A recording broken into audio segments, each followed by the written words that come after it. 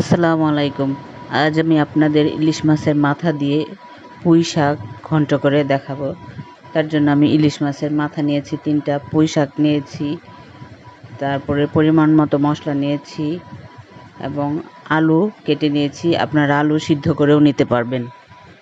চুলায় কড়াই বসিয়ে তেল ঢেলে দিলাম। তেল গরম হয়ে আসলে পেঁয়াজ দিয়ে দিলাম। পেঁয়াজটা একটু ব্রাউন কালার করে ভেজে নিতে হবে। তারপরে দিয়ে দিলাম রসুন বাটা, পেঁয়াজ বাটা,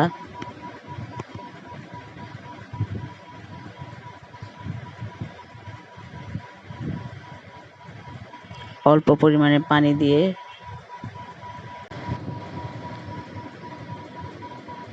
দিলাম ধনিয়ার গুঁড়া, জিরার গুঁড়া, হলুদের গুঁড়া, মরিচের গুঁড়া,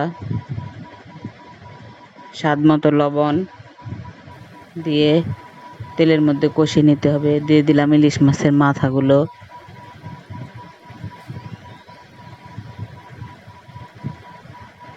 পানি দিয়ে ভালো করে কষিয়ে নিতে হবে।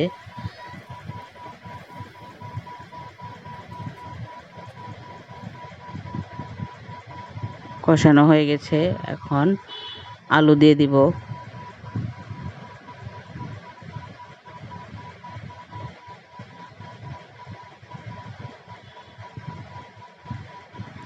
আলু দিয়ে আর একটু কষিয়ে নিতে হবে। কষানো হয়ে গেছে, এখন পুঁই শাকগুলো দিয়ে দিব। এটা একেবারে সহজ একটি রেসিপি। এটা শুধু নতুনদের জন্য আমি শেয়ার করলাম।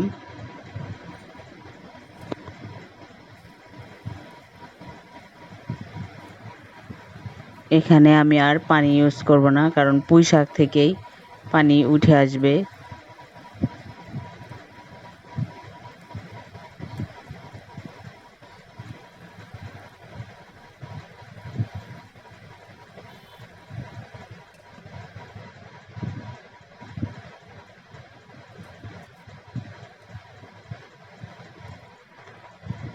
হয়ে গেছে আমার পুঁই শাক ঘন্ট ইলিশ মাছের মাথা দিয়ে।